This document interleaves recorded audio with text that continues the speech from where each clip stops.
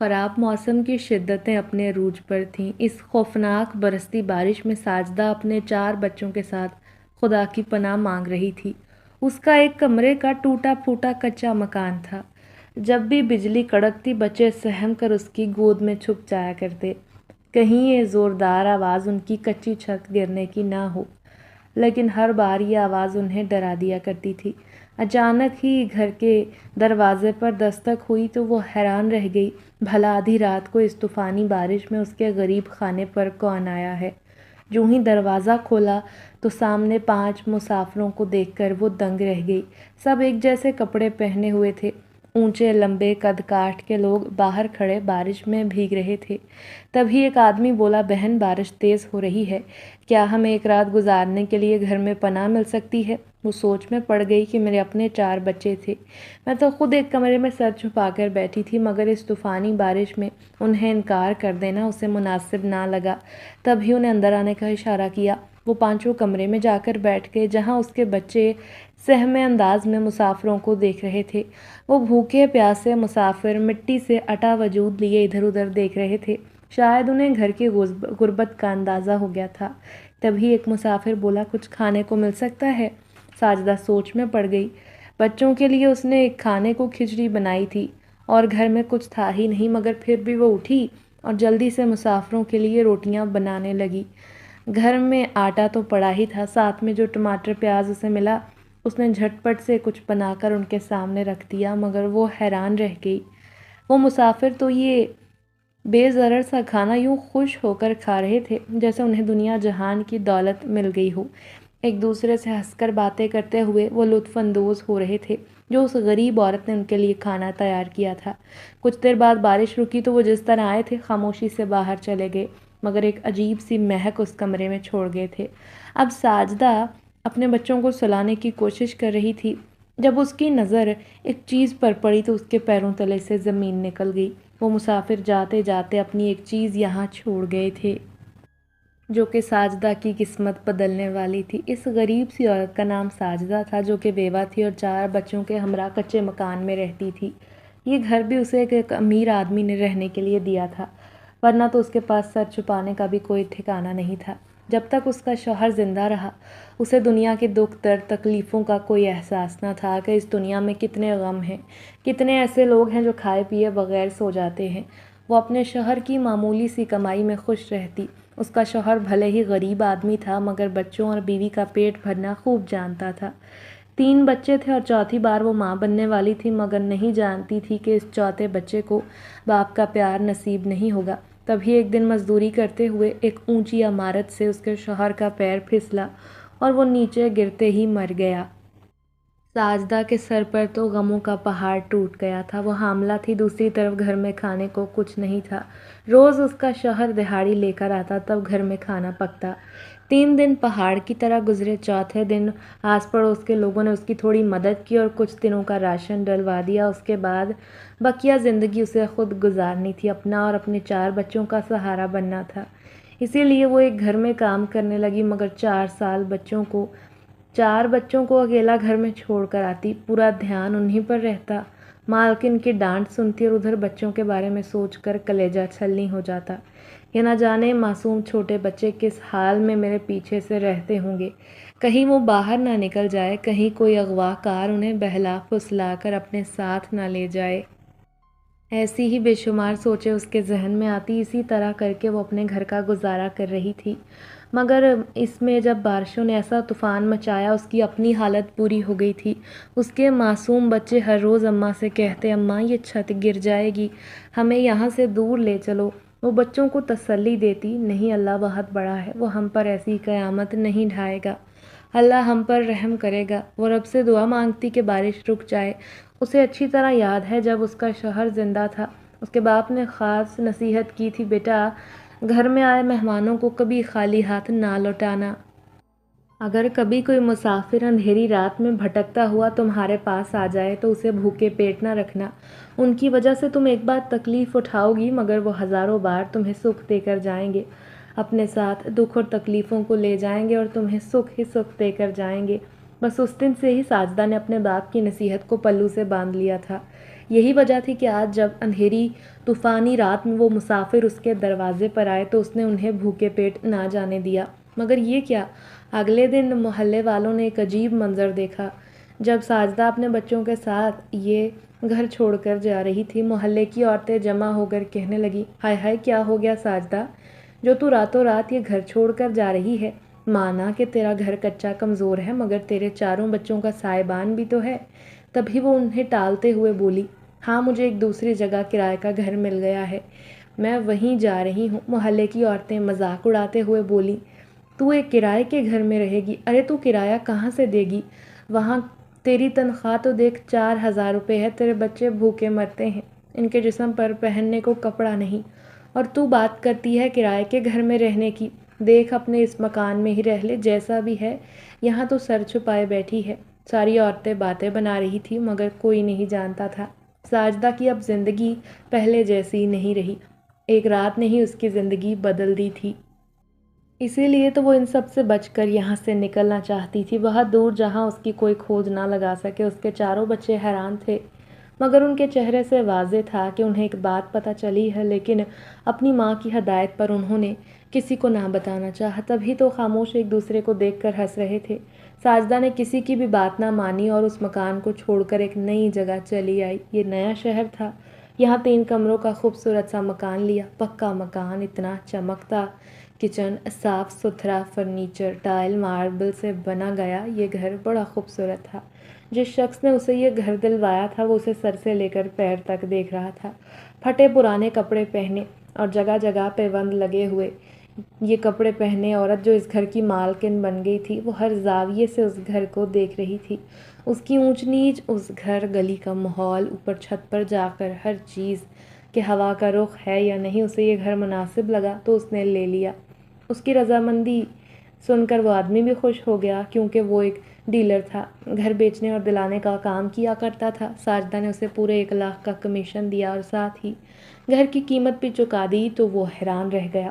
حلیے سے انتہائی غریب اور بھکارن دکھائی دینے والی عورت نے اسے شدید شک میں مبتلا کر دیا تھا، مگر پھر جیسے غربت ساجدہ کا ماضی بن گئی۔ یہاں آتے ہی اس کے وارے نیارے ہو گئے تھے۔ اس نے کپڑوں کا کام شروع کر لیا تھا، ساتھ ہی اپنے چھوٹے چھوٹے پیارے معصوم بچوں کو اسکول میں داخل کروا دیا تھا۔ کپڑوں کی دکان سنبھالنے کے لیے 2 کم عمر لڑکے بھی رکھ لیے۔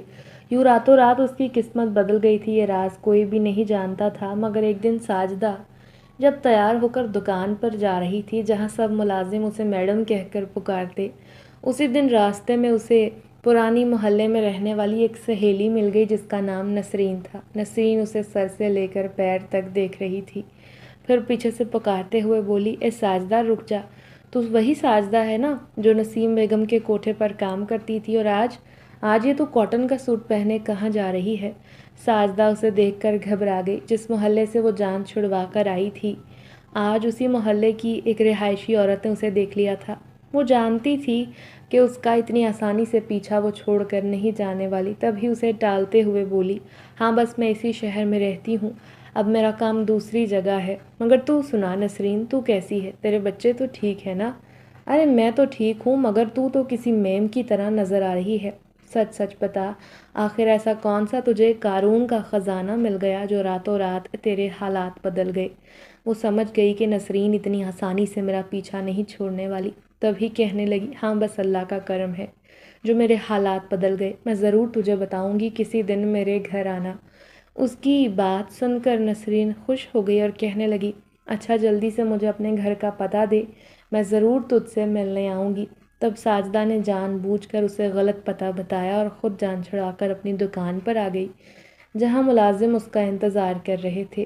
وہ تقریباً ہر کام اپنی نگرانی میں کرواتی، اس کا کام خوب ترقی کر رہا تھا۔ پہلے اس کے بچے جو روٹی کے لیے بھی ترستے تھے، اب تو انہیں ایک نیا جیون مل گیا تھا، جیسے اب وہ شہر میں موجود آسائشوں کے عادی ہو گئے تھے۔ انہیں یہ خوبصورت زندگی دینے والی ان کی ماں تھی، مگر چاروں بچوں کو بھولے وہ رات بھولے سے نہ بھولتی، اندھیری رات جب وہ 5 مسافر ان کے گھر آئے تھے، اور وہ رات ان کے لیے تقدیر بدلنے والی ثابت ہوئی۔ ایک دن ساجدہ کا بڑا بیٹا معاذ اپنی ماں سے کہنے لگا، اماں، ہم نے کسی کی امانت میں خیانت کی ہے، اگر وہ مسافر اپنی امانت لینے آ گئے تو آپ انہیں کیا جواب دیں گی؟ ساجدہ نے کہا، مجھے لگتا ہے وہ جان بوجھ کر میرے گھر اسے چھوڑ گئے تھے۔ اگر وہ یہ قیمتی چیز بھول گئے تھے تو ضرور واپس لینے آتے، اور دیکھو وہ واپس نہیں آئے، یوں لگتا ہے وہ مجھے یہ تحفہ دے کر گئے تھے۔ معاذ نے بڑی سمجھداری سے سر ہلایا، مگر کبھی کبھی اس کے دل میں ڈر جاگتا کہ کہیں وہ مسافر پھر سے ان کے دروازے پر نہ آ جائیں، اور پھر ان کا ڈر سچ ثابت ہو گیا۔ جب ایک دن بارشوں کا موسم تھا، اس دن ساجدہ نے اپنی دکان نہ کھولی بلکہ بچوں کو بھی گھر میں روک لیا، اپنے بچوں کو باہر نہ جانے دیا۔ جانتی تھی کہ آج کا موسم کافی خطرناک ہے، تب دروازے پر دستک ہوئی۔ دروازہ کھولا، سامنے کم عمر لڑکی کھڑی تھی، مگر وہ حیران رہ گئی۔ اس کے ساتھ 2 بچے بھی تھے۔ خدا کے لیے میری مدد کرو بی بی، میں اس طوفانی بارش میں اکیلی ہوں۔ مجھے میرے سسرال والوں نے گھر سے نکال دیا، میرے بچے بارش میں بھیگ رہے ہیں، مجھے ایک رات کے لیے اپنے گھر میں پناہ دے دو۔ ساجدہ کو لڑکی کو دیکھ کر غصہ آیا، وہ سوچنے لگی کہ اگر وہ لڑکی کو لے کر اندر آ گئی تو بچوں کو اپنا ماضی یاد آ جائے گا، مگر وہ تو کسی قیمت پر بھی بچوں کو ان کا ماضی یاد نہیں دلانا چاہتی تھی، بلکہ انہیں مستقبل اور حال میں خوش رکھنا چاہتی تھی۔ تو انہیں ٹالتے ہوئے کہنے لگی، میرے بچے چھوٹے ہیں اور اب تک جاگ رہے ہیں، اگر تم ایسی حالت میں بچوں کے سامنے آؤ گی تو ان کے ذہنوں پر کیا اثر پڑے گا؟ تم ایسا کرو، جو سامنے والا بنگلہ ہے اس کا دروازہ کھٹکھٹاؤ، ان سے مدد مانگو، وہ یقیناً تمہاری مدد کریں گے۔ یہ کہتے ہی ساجدہ نے دروازہ بند کر دیا تھا اور وہ لڑکی دہائیاں دینے لگی، دروازہ کھولو خدارا، میری مدد کرو، مگر ساجدہ اندر چلی گئی۔ پھر اس کا بڑا بیٹا کہنے لگا، اماں کون تھا، مگر اس نے ٹال دیا، اور یوں وہ اس لڑکی کو بھول گئی۔ مگر آنے والے دن میں موسم کے تیور مزید بگڑ گئے تھے، آثار بتا رہے تھے کہ بارشیں اتنی جلدی نہیں رکنے والی۔ پھر ایک دن شدید بارشوں میں دروازے پر دستک ہوئی، جو ہی ساجدہ نے دروازہ کھولا تو اس کے پیروں تلے سے زمین نکل گئی۔ اسے یقین ہی نہ آیا کہ وہ واپس بھی لوٹ سکتے ہیں، وہ جو اتنے برسوں سے انہیں فراموش کر چکی تھی۔ اب تو اس کے بچے بڑے ہو گئے تھے، مگر وہ آج اس کی دہلیز پر واپس آ گئے تھے۔ ایک آدمی کہنے لگا، ہم کب سے آپ کی تلاش میں تھے، پچھلے 5 سال سے ہم آپ کو تلاش کر رہے ہیں، آخر کار آپ کا گھر ہمیں مل ہی گیا۔ آپ وہی ہیں نا جنہوں نے ہمیں اس دن پناہ دی تھی؟ وہ اپنی چمکتی آنکھوں سے ساجدہ کو دیکھ رہا تھا۔ ساجدہ کا پورا جسم پسینے میں شرابور ہو گیا، اس کے ہاتھ پیروں میں جیسے چیونٹیاں رینگنے لگیں۔ بمشکل اس نے ہاں میں سر ہلایا۔ پھر اس آدمی نے کہا، ہم اندر آ سکتے ہیں کیا؟ وہ آج بھی تعداد میں 5 تھے، ایک جیسا لباس، لمبا چوڑا وجود، آدھی رات کی تاریکی میں وہ اس کے گھر میں آ گئے تھے۔ اب وہ پانچوں کے پانچوں اس کے خوبصورت گھر کو دیکھ رہے تھے کہ آیا یہ کایا کیسے پلٹ گئی۔ وہ عورت جو کل تک ایک جھونپڑی میں رہا کرتی تھی، پھٹے پرانے کپڑے پہنتی تھی، آج اس عورت کے کپڑے، اس کے بچے، رہن سہن، رنگ ڈھنگ سب بدل چکا ہے، بلکہ آج تو وہ کسی مہارانی کی طرح ان کے سامنے موجود تھی۔ تب اس آدمی نے کہا، ہماری ایک امانت تمہارے پاس ہے، امید ہے آپ نے اس کی حفاظت کی ہوگی۔ ساجدہ گھبرا گئی، اس نے دیوار کا سہارا لیا اور بولی، مجھے معاف کر دیں، مجھ سے بہت بڑی غلطی سرزد ہو گئی، آپ کی وہ امانت میں نے استعمال کر لی۔ یہ سن کر پانچوں غصے سے ایک دوسرے کو دیکھنے لگے۔ یہ کیا آپ نے کیا؟ ہمارا اتنا قیمتی خزانہ آپ نے استعمال کر لیا، کچھ تو بچایا ہوگا نا اس میں سے۔ تبھی اس نے اپنے بیٹے معاذ کو اشارہ دیا۔ وہ ماں کے کمرے میں گیا اور اس کے لاکر سے ان 7 ہیروں میں سے بچے ہوئے 4 ہیرے لا کر ان کے ہاتھ میں تھما دیے۔ یہ دیکھ کر وہ پانچوں آدمی ناخوش دکھائی دے رہے تھے۔ پھر ایک شخص ناراضگی سے بولا، تم نے امانت میں خیانت کی ہے ہمارے ساتھ۔ ہمارے شاہی ہیرے وہ شہنشاہ کے تھے جو ہم غلطی سے تمہارے گھر بھول کر چلے گئے، مگر تم نے انہیں استعمال کر لیا۔ یہ سن کر ساجدہ پھٹی پھٹی آنکھوں سے انہیں دیکھنے لگی۔ میں آپ کی بات نہیں سمجھی۔ اب اس سے کچھ بھی بولا نہیں جا رہا تھا۔ تبھی سامنے کھڑا خوفناک آنکھوں والا آدمی کہنے لگا، یہی سچائی ہے، ہم جنات ہیں، بس اس دن غلطی سے راستہ بھٹک کر انسانی دنیا میں داخل ہو گئے تھے اور تم نے ہمیں اپنے گھر پناہ دی۔ ہم اس خزانے کی حفاظت کر رہے تھے جو ہمارے شہنشاہ کا تھا، وہ 7 ہیرے تھے جو ہم غلطی سے تمہارے گھر میں بھول کر چلے گئے، مگر تم نے سارے استعمال کر لیے۔ اب بتاؤ ہم شہنشاہ کو کیا جواب دیں گے؟ یہ سن کر خوف کے مارے ساجدہ کی حالت بری ہو گئی تھی، جبکہ اس کے چاروں بچے کمرے میں چھپ گئے تھے۔ ساجدہ نے کہا، میں بالکل نہیں جانتی تھی کہ آپ جنات سے ہیں۔ میں سوچ رہی تھی کہ شاید آپ جان بوجھ کر اپنا خزانہ میرے پاس چھوڑ گئے ہیں، مگر مجھ سے واقعی غلطی ہو گئی۔ میں اب آپ کے قیمتی ہیرے کہاں سے لٹاؤں گی؟ جو کچھ بھی خزانہ تھا میں نے استعمال کر لیا۔ یہ سن کر انہیں غصہ تو آیا۔ تب ایک آدمی نے کہا، ہاں یہ حقیقت ہے کہ ہم نے واقعی تمہاری مدد کی تھی، مگر تم دولت پا کر اپنا ماضی فراموش کر بیٹھی۔ اپنے آپ میں تم نے تکبر پیدا کر لیا، اسی لیے ہم اپنی دولت واپس لینے آ گئے ہیں۔ وہ گھبرائے لہجے میں بولی، کیا مطلب؟ میں سمجھی نہیں۔ تو ایک خوفناک آنکھوں والا جنزادہ بولا، کل جو لڑکی تمہارے پاس آئی تھی تم سے مدد مانگنے، تمہارا دل اتنا کٹھور کیسے ہو گیا کہ تم نے اسے دہلیز سے ہی بھگا دیا؟ تمہارا دل تو اتنا نرم، اتنا مہربان تھا، مگر دولت آنے کے بعد اتنا سخت ہو گیا ہے کہ تم نے ایک کم عمر لڑکی اور اس کے دونوں بچوں کو بارش میں بھیگنے دیا۔ اب تمہاری سزا یہ ہے، یا تو تم ہمارے ساتوں کے ساتوں ہیرے واپس کر دو، ورنہ اس لڑکی کو تلاش کرو جسے تمہاری مدد کی ضرورت تھی۔ ہم 7 دن بعد تمہارے پاس آئیں گے اپنے ہیرے لینے۔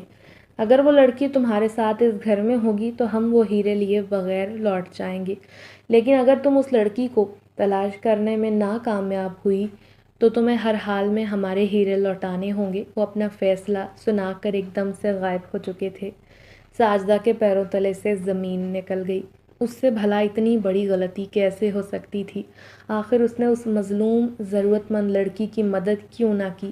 واقعی دولت آنے کے بعد وہ کافی سخت دل ہو گئی تھی۔ ایک بے رحم عورت جب اس کے اوپر اس قدر برا وقت تھا تب وہ کیسے لوگوں کے بارے میں سوچتی تھی کہ لوگ اس پر ترس نہیں کھاتے، اس کے بچوں پر رحم نہیں کرتے، مگر آج جب اس کے پاس دولت ہے تو کیسے وہ اتنی سنگ دل ہو گئی؟ وہ رات کیسے بھول سکتی تھی جب اس کے گھر میں فاقوں کی نوبت تھی، مگر پھر بھی اس نے گھر میں آئے 5 لوگوں کی مہمان نوازی کی، مگر جوں ہی صبح اس کی نظر لال رنگ کی پوٹلی پر پڑی تو وہ حیران رہ گئی۔ وہ سمجھ گئی کہ وہ مسافر اپنی قیمتی چیز یہاں بھول گئے ہیں، مگر جب پوٹلی کھول کر دیکھی تو وہ حیرت کے مارے بت بن گئی تھی، کیونکہ اس پوٹلی میں ہیرے تھے، اور ہیروں کی چمک اس قدر شاندار تھی کہ اس کی آنکھیں خیرہ ہو گئیں۔ اس کے چاروں بچے اس کے ارد گرد جمع ہو گئے تھے۔ بڑا بیٹا معاذ جو 8 سال کا تھا وہ سب سے زیادہ سمجھدار تھا۔ وہ اپنی اماں سے کہنے لگا، اماں یہ ہیرے ہیں، میں جانتا ہوں، میں نے اکثر ٹی وی میں انہیں دیکھا ہے۔ میں جب اپنے دوست کے گھر جاتا ہوں تو مجھے یہ ٹی وی میں دکھائی دیتے ہیں۔ یہ سچ میں ہیرے ہیں۔ وہ ایک ایک ہیرے کو چھو کر دیکھ رہا تھا۔ وہ خوشی سے پاگل ہو گئی۔ اسے اپنی قسمت پر یقین نہیں آ رہا تھا۔ پھر 2 دن تک اس نے مسافروں کا انتظار کیا، مگر وہ اپنے ہیرے لینے واپس نہیں آئے تو وہ دل میں سوچنے لگی کہ شاید خدا نے مجھ مظلوم کی غیبی مدد کی ہے، تبھی تو یہ دولت مجھے ملی ہے۔ اور پھر صرف 2 دن بعد ہی اس نے وہ محلہ، وہ گھر، جھونپڑی نما رہائش کی جگہ سب کچھ چھوڑ دیا۔ محلے والے باتیں بنا رہے تھے مگر اسے تو کسی کی پرواہ نہ تھی۔ وہ دولت آنے کے بعد اپنے اندر ایک تبدیلی محسوس کر رہی تھی، اپنے آپ کو مضبوط انسان تصور کر رہی تھی۔ یوں لگتا تھا جیسے سارے زمانے سے ٹکرا جائے گی۔ پھر وہ اتنی چالاک اور اتنی ہوشیار ہو گئی کہ اس کے وہم و گمان میں بھی نہ تھا۔ تبھی تو اس نے ہیروں میں سے 2 ہیرے بیچ کر اپنا گھر خریدا، کام شروع کیا اور باقی کے پیسوں سے بچوں کو بڑے اسکول میں داخلہ دلوایا۔ اب اس کے پاس 3 ہیرے باقی بچے تھے، مگر یہ اس کی بدقسمتی تھی کہ وہ جنات اپنے ہیرے واپس لینے آئے تھے۔ مگر جب اسے حقیقت کا پتہ چلا کہ یہ مسافر انسان نہیں جنات ہیں تو خوف کے مارے ساجدہ کی حالت بری ہو گئی۔ اب وہ یہ سوچ کر خوفزدہ تھی کہ میں دنیا کے کسی بھی کونے میں چلی جاؤں، جنات مجھے تلاش کر ہی لیں گے، کیونکہ جنات بے حد خوفناک مخلوق ہوتی ہے، بہت طاقتور بھی، وہ کبھی میرا پیچھا نہیں چھوڑیں گے۔ یہی سوچ کر اسے بے تحاشا رونا آ رہا تھا۔ پھر وہ سوچنے لگی کہ میں ان کی شرط پوری کروں گی اور لڑکی کو تلاش کر کے رہوں گی جو نہ جانے کہاں بھٹکتی پھر رہی ہوگی۔ اس طوفانی بارش میں وہ اس کی مدد لینے آئی تھی، کاش میں اس کی مدد کر دیتی تو آج یہ نوبت نہ آتی۔ دوسری طرف وہ مظلوم لڑکی جس کا نام بانو تھا، وہ سچ میں حالات کی ماری، زمانے کی ستم ظریفی کا بوجھ اپنے کندھوں پر لیے ماری ماری پھر رہی تھی۔ اس کے 2 ننھے معصوم بچے اس کے ساتھ سڑکوں پر بھٹک رہے تھے۔ بانو کا تعلق انتہائی غریب گھرانے سے تھا۔ اس کے شوہر کا انتقال ہو گیا تو سسرال والوں نے عدت کے دوران ہی اسے گھر سے نکال دیا۔ وہ روتی پیٹتی ان کی دہلیز پر بیٹھی رہی، یہ سوچ کر کہ مجھے مائکے کا آسرا نہیں، بھلا کہاں جاؤں گی، کیا پتہ سسرال والے ترس کھا کر واپس بلا لیں۔ مگر پوری رات وہ دہلیز پر جم کر بیٹھی رہی، پھر بھی ان کٹھور لوگوں کو رحم نہ آیا، نہ تو انہیں اس پر اور نہ ہی معصوم بچوں پر۔ وہ نہ چاہتے ہوئے بھی بچوں کو لے آئی تھی مائکے میں، جہاں اس کی ظالم بھابھی اسے دیکھ کر ناک منہ چڑھا رہی تھی۔ ماں باپ کا آسرا نہیں تھا، صرف ایک بھائی تو تھا۔ بھائی نے بھی صاف صاف کہہ دیا کہ میں بانو اور اس کے بچوں کا بوجھ نہیں اٹھا سکتا، ایسے میں وہ چاہے تو کسی یتیم خانے میں جا سکتی ہے۔ اسے کسی یتیم خانے کا پتہ معلوم نہیں تھا، سو وہ بھابھی کے سامنے ہاتھ جوڑ کر کہنے لگی کہ میں آپ کے گھر کی نوکرانی بن جاؤں گی، سارے کام کر دوں گی، بس کسی طرح اس گھر میں رہنے کی جگہ دے دیں۔ بھابھی مان تو گئی تھی، مگر پھر بانو پر انہوں نے ظلم و ستم کی انتہا کر دی۔ پورا دن کام کرتی، بدلے میں اسے اور اس کے بچوں کو پیٹ بھر کھانا بھی نہ ملتا۔ پھر ایک دن جب اس کے بیٹے سے غلطی ہو گئی، ایک کانچ کا گلاس جو اس سے زمین پر گر گیا تھا، تو بھابھی نے اسے اتنی بری طرح پیٹا کہ بیٹے کے سر سے خون بہنے لگا۔ پہلی بار وہ اپنی اولاد کی خاطر بھابھی سے لڑائی کرنے لگی کہ اس معصوم یتیم جان پر ظلم کرنے والی عورت وہ کون ہوتی ہے۔ اس کی آواز اس کے بھائی نے سن لی اور بانو سے کہہ دیا کہ یہاں سے دفع ہو جائے، کیونکہ وہ اپنے گھر میں کسی قسم کی کوئی لڑائی نہیں چاہتا۔ سارے محلے والے تماشا دیکھ رہے تھے، کسی نے بھی اس کے سر پر ہاتھ نہ رکھا۔ وہ 4 دن تک سڑکوں پر بیٹھی رہی، ایسے ہی بھکارن بن کر بھیک مانگتی رہی۔ اگر جو بارش نہ ہوتی، اس طوفانی بارش میں اسے سر چھپانے کو کوئی جگہ نہ ملی۔ باہر بھیڑیے جیسے انسان اسے نوچنے کے لیے تیار بیٹھے تھے اور وہ جگہ جگہ بھٹکنے لگی، لوگوں کے سامنے فریاد بھی کی کہ کوئی اسے پناہ دے دو، آج رات اسے سر چھپانے کے لیے جگہ مل جائے، کیونکہ اس کا بیٹا شدید بخار میں مبتلا ہو گیا تھا، کہیں وہ مر نہ جائے۔ یہی سوچ کر وہ تڑپ اٹھی۔ تب اس نے سامنے والے خوبصورت گھر کا دروازہ بجایا۔ وہ عورت دروازے پر آئی، ویسے تو اس کے چہرے پر مہربانی تھی، مگر پھر نخوت سے اس نے دروازہ بند کر لیا۔ وہ سڑکوں پر بھٹکتی ہوئی ایک پیڑ کے نیچے جا کر بیٹھ گئی۔ جب دور سے اسے 2 آدمی آتے نظر آئے، وہ انہیں دیکھ کر اتنا ڈری کہ بچوں کو لے کر بھاگنے لگی، مگر اچانک ایک آدمی نے آواز دی اور کہا، رک جاؤ بہن، ہم تمہاری مدد کرنے آئے ہیں۔ جب انہوں نے بہن کہا تو اس نے پلٹ کر انہیں دیکھا، وہ بڑے عجیب و غریب سے لگ رہے تھے، اس کے ہاتھ پیر کانپنے لگے۔ پھر وہ بولے، ہم تمہیں ایک جگہ لے کر چلتے ہیں، وہاں تمہیں اپنے بچے کی دوائی مل جائے گی اور پیٹ بھر کر کھانا بھی، سر چھپانے کا آسرا بھی ملے گا، بے فکر ہو کر ہمارے ساتھ آؤ۔ پھر سچ میں وہ دونوں آدمی اسے ایک گھر میں لے آئے، جہاں اور بھی عورتیں اور مرد موجود تھے۔ سب لوگ اسے بڑی عجیب و غریب نظروں سے دیکھ رہے تھے۔ وہ وہاں بیٹھ گئی، اس کے سامنے کھانا رکھا گیا، اس کے بیٹے کو دوائی دی گئی۔ تبھی ایک آدمی نے کہا، چلو میں تمہیں عورتوں کو یتیم خانے میں چھوڑ دیتا ہوں، تم وہاں جا کر رہو۔ اس نے ایک یتیم خانے کے سامنے بانو اور اس کے بچوں کو چھوڑا اور خود وہاں سے چلا گیا۔ وہ مہربان نظروں سے دور تک آدمی کو جاتے دیکھتی رہی، مگر اچانک وہ حیران رہ گئی۔ یتیم خانے کا دروازہ کھلا، سامنے چوکیدار کھڑا تھا۔ اس نے اسے اندر آنے کا کہہ دیا۔ پھر یتیم خانے کی انچارج نے اسے ٹھکانہ دے دیا، لیکن یہاں بھی کڑی مشقت والی زندگی اس کی منتظر تھی۔ یہ تھا کہ اسے عزت سے زندگی گزارنے کا موقع مل گیا تھا۔ ایک دن وہ حیران رہ گئی جب انچارج نے کہا، تم سے کوئی ساجدہ نامی عورت ملنے آئی ہے، وہ کہتی ہے بانو اس کی چھوٹی بہن ہے، کیا تم ساجدہ کو جانتی ہو؟ بانو حیران رہ گئی کہ ساجدہ نامی کوئی عورت میری زندگی میں شامل نہیں۔ اس نے کہا کہ میں ایسی کسی عورت کو نہیں جانتی، مگر انچارج واپس آئی اور کہنے لگی، وہ بہت اصرار کر رہی ہے کہ میرا بانو سے ملنا بہت ضروری ہے، ورنہ میری زندگی برباد ہو جائے گی۔ وہ حیران ہو گئی کہ آخر یہ عورت کون ہے۔ تبھی وہ عورت کے سامنے گئی، مگر لاکھ پہچاننے کے باوجود بھی وہ اسے نہ پہچان سکی۔ انجان نظروں سے دیکھتے ہوئے اس کے سامنے ہاتھ جوڑ دیے اور بولی، میں تمہیں لینے آئی ہوں، چلو اپنے بچوں کو لو اور میرے ساتھ چلو۔ بانو پیچھے ہو کر بولی، میں تمہیں نہیں جانتی تو تمہارے ساتھ کیسے جا سکتی ہوں؟ تبھی وہ انچارج سے کہنے لگی، یہ عورت مجھے دھوکے باز لگتی ہے، مجھے زبردستی اپنے ساتھ لے کر جانا چاہتی ہے۔ انچارج نے جب یہ سنا تو اس نے دھکے دیتے ہوئے ساجدہ کو وہاں سے بھگانا چاہا۔ ساجدہ کی آنکھوں میں آنسو تھے، وہ رونے لگی اس نے بانو کے سامنے ہاتھ جوڑ کر کہا، خدارا ایسا نہ کرو، میری زندگی برباد ہو جائے گی، میرے 4 بچوں کی زندگی کا سوال ہے، صرف ایک بار میرے ساتھ چلو، میں تمہیں سب سچ سچ بتا دوں گی۔ اب بانو پریشان ہو گئی کہ عورت کے ساتھ جاؤں یا نہ جاؤں، کہیں وہ مجھے کسی غلط کام میں نہ پھنسا دے، کسی کوٹھے کی زینت نہ بنا دے، یا پھر خانہ بدوشوں کی بستی کی بھکارن۔ یہی سوچیں اس کے ذہن میں آ رہی تھیں، مگر وہ ساجدہ نامی عورت تو اس کے قدموں میں گرنے کو بھی تیار تھی۔ وہ ہر قیمت پر اسے اپنے ساتھ لے جانا چاہتی تھی۔ بار بار منتیں کرنے پر بانو بالآخر اس کی بات ماننے پر تیار ہو گئی تھی۔ اب وہ اس کے ساتھ جا رہی تھی، اپنے دونوں بچوں کو ساتھ لیے۔ ساجدہ اسے شکر گزار نظروں سے دیکھ رہی تھی۔ آپ کون ہیں اور مجھے کیوں لے کر جا رہی ہیں؟ مگر جوں ہی ساجدہ کا گھر آیا تو بانو کہنے لگی۔ بانو اچانک سہم گئی، کیونکہ اسے وہ طوفانی بارش والی رات اچھے سے یاد تھی۔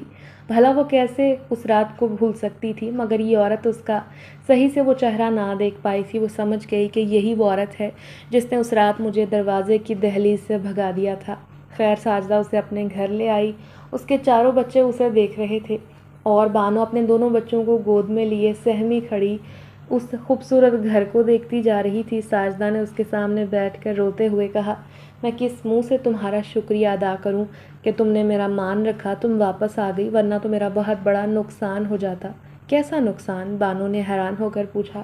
ساجدہ نے کہا، یہ ایک راز ہے جو تمہیں کچھ دنوں میں پتہ چل جائے گا۔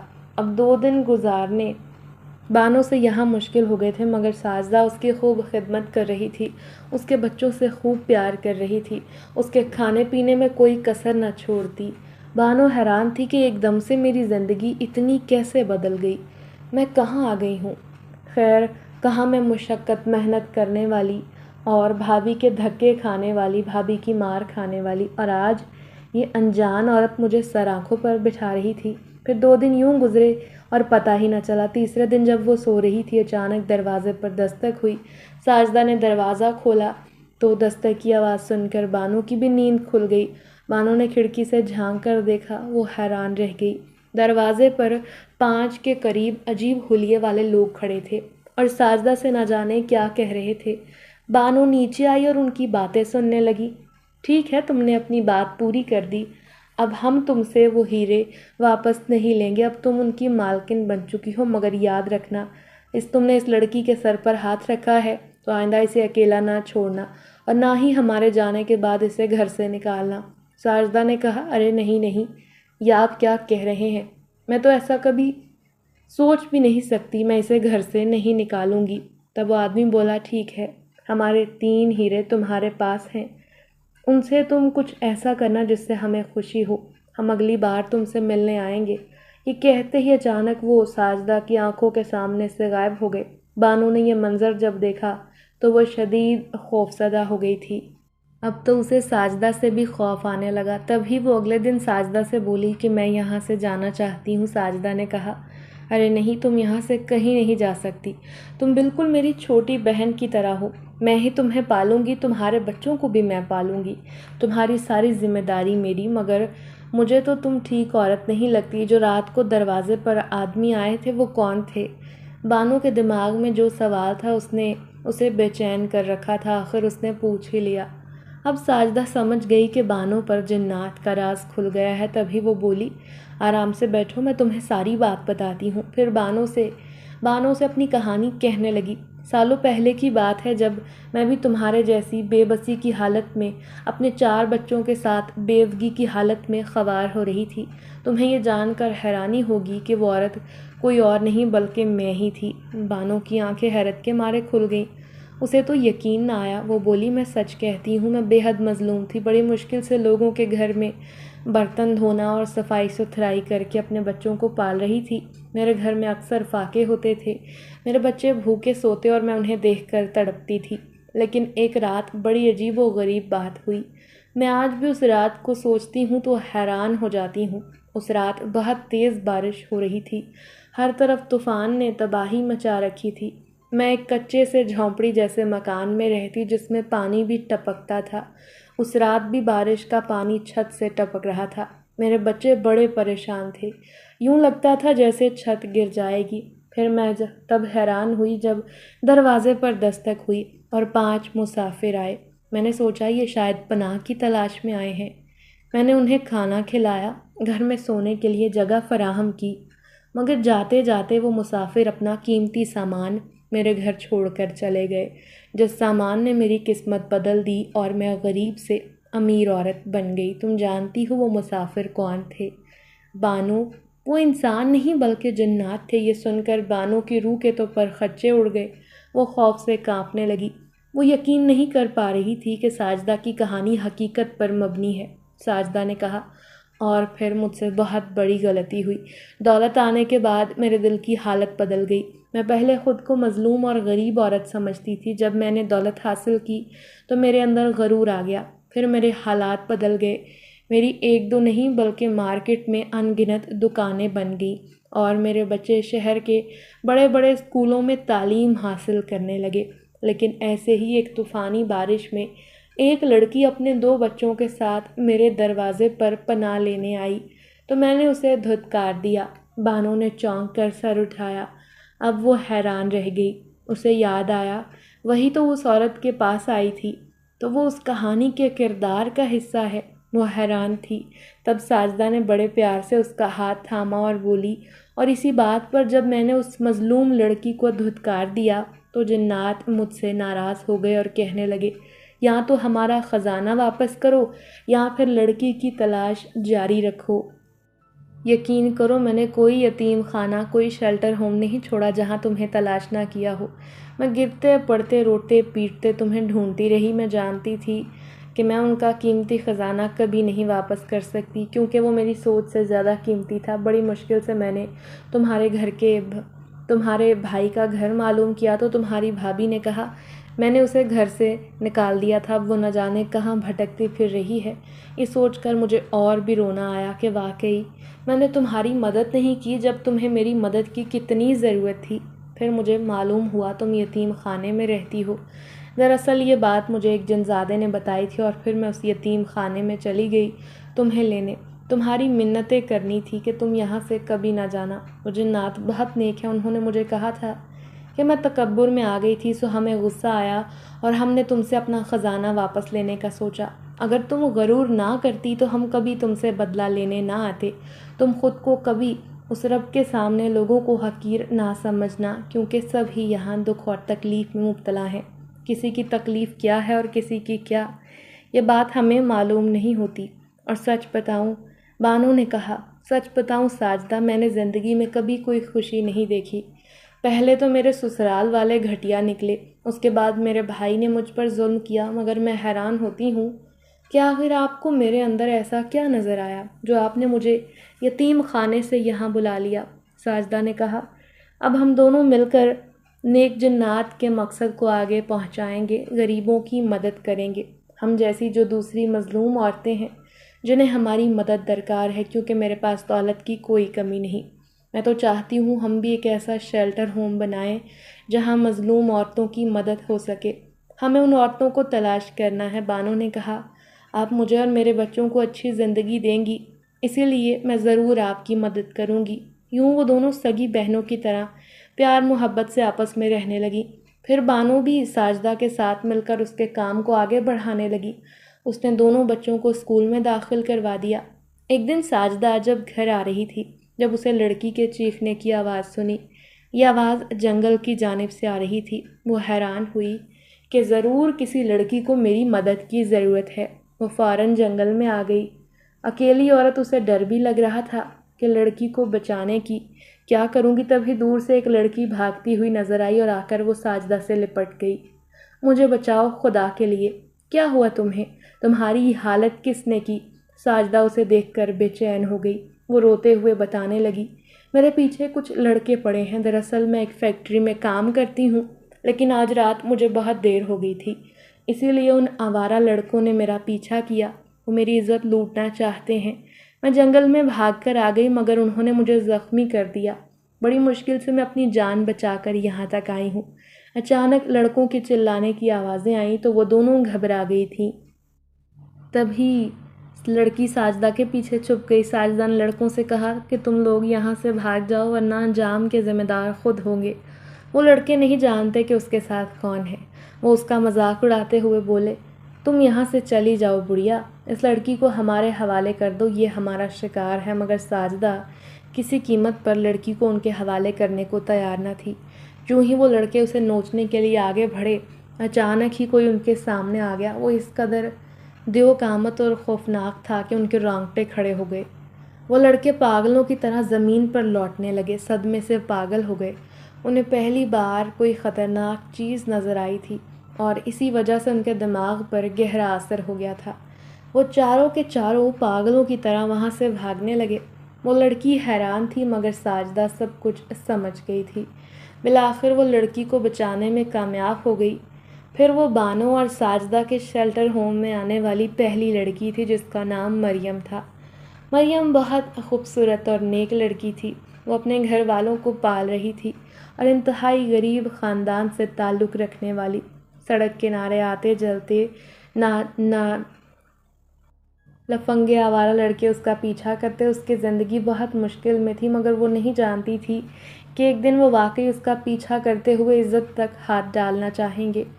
مگر وہ تو ہر قیمت پر اپنے گھر والوں کا خرچہ اٹھانا چاہتی تھی۔ اس نے ساجدہ اور بانو سے کہا کہ میں اسی فیکٹری میں کام کرنا چاہتی ہوں مگر اب میں پہلے سے زیادہ مضبوط ہو گئی ہوں، آئندہ ایسے حالات کا مقابلہ کر لوں گی۔ اس حادثے نے میری زندگی بدل دی ہے، اسی لیے میں اس شیلٹر ہوم میں نہیں رہنا چاہتی بلکہ اپنے گھر جانا چاہوں گی۔ ساجدہ نے اس کی مالی مدد کرنے کا وعدہ کیا، اسے اچھی خاصی رقم بھی دی۔ اب ہر مہینے اس کے گھر رقم بھیج کر وہ خوشی محسوس کرتی۔ مریم کے گھر والے حیران ہوتے کہ یہ نیک عورت کون ہے جو ان کی مدد کر رہی ہے، لیکن مریم نے اپنے ماں باپ کو یہ بتایا کہ اس عورت نے میری بہت مدد کی۔